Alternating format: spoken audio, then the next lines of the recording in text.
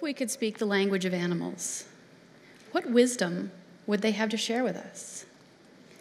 Many folks are familiar with the idea that the human-animal bond has therapeutic value, and anyone who's ever had a beloved pet can probably relate to this. You may have also heard about the benefits of therapy animal visits to hospitals, elder care centers, VAs, and other settings like this. This type of human-animal interaction boasts multiple scientifically supported benefits, both physiologically and emotionally. They calm our bodies, ease our minds, and make us healthier. Simply stated, they make us feel good in ways that are backed by science. In fact, your brains and bodies have been responding, maybe outside of your awareness, since you first began observing my helper. This is Killer the therapy rabbit. As humans evolved our highly intelligent brains, we had to sacrifice certain other biological attributes, and one of those was our acute senses. To help us survive that transition, we began hanging around species of prey animals. Prey animals are plant-eating animals that are hunted by predators. You can still see this today in some parts of India and Africa, where troops of primates stick close to deer and antelope. Those prey species maintained the highly developed senses that we lost. Thus, they can tell us that there's danger present long before we could detect it ourselves.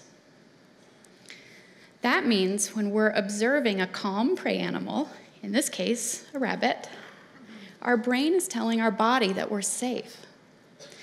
This is one of the reasons I like to include Killer with me when I debrief a client after a crisis. While prey species, just for example, horses and rabbits, can help our bodies feel calm, positive interactions with all species of animals can help us create and strengthen social bonds.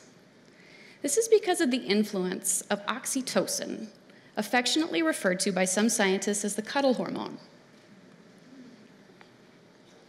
Oxytocin helps us feel warm and fuzzy. It's a chemical that's released by our brain when we're close to our loved ones. But more than that, and of particular importance to my message today, it's also released when we're having a positive interaction with an animal. The oxytocin that's released helps us feel calm, happy, and safe, and is associated with some of the physiological benefits that you may have heard of, such as calming our cardiovascular system. What's interesting about human-animal interactions is that when we're interacting with an animal, like Killer, and we experience an oxytocin boost, it helps us, of course, build our social bond with this animal here, but interestingly, it has like an area of effect. It increases our ability to build bonds with the other people who happen to be near us when we're having the positive interaction with the animal. So that's one of many reasons that working with a registered therapy animal can help counselors and psychotherapists build strong bonds with the clients they work with. Now, outside of therapy, this has a lot of other applications to other relational contexts, and you've probably experienced this yourself at one point or another. Anyone in here ever experienced the dog park effect, where it's a whole lot easier to talk to and interact with strangers when you're in the presence of a bunch of happy dogs? Yeah, it helps. Families, too, may also notice that bonding time with each other is much more possible in the presence of the family pet. Current research shows us, at least in dogs, that this oxytocin boost, this warm, fuzzy feeling that we experience when we interact with an animal, is reciprocal, and that dogs experience companionate love similarly to the way people do.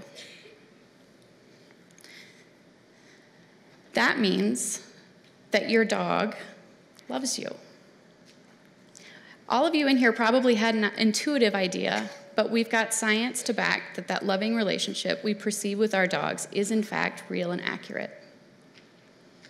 So one of the first messages that your dog might have for you is, I love you too. Clearly, our animals have some pretty important things to tell us. And the oxytocin boost and social connectedness that our interactions with them can bring represent only a fraction of how the human-animal bond can be helpful. In a way, it's only the tip of the iceberg. If we can become aware of and interpret what our animals are saying to us accurately, then we can become empowered to encounter ourselves in relationships in very new ways. This is because animals are incredibly congruent. That means that their feelings and their behaviors match. So they show us exactly how they're feeling without respond for social appropriateness, similarly to the way Killer peed on my blazer before we walked out. Thank you, Bunny, for your congruence. So animals can tell us, honestly, how we're coming across to others. This is a rare and valuable source of feedback because we're so seldom able to get this in human relationships.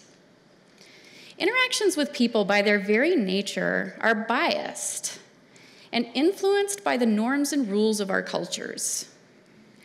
Interactions with animals, on the other hand, are unfiltered and unapologetically genuine.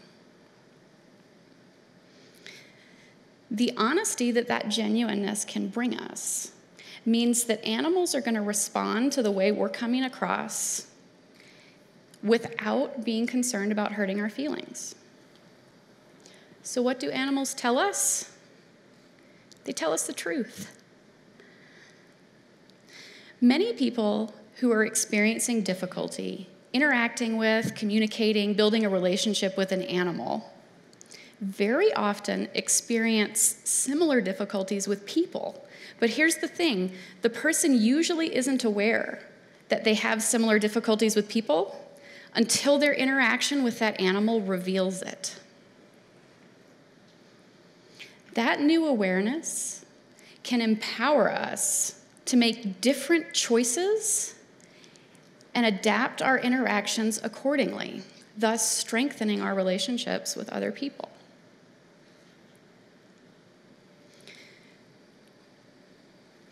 We've also learned in some recent studies that dogs can tell us what other people think of us.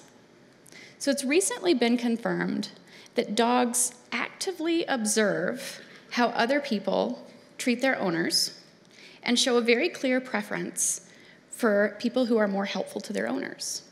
So that idea of, if my dog doesn't like you, I probably won't either, may actually hold some water. Right, Killer?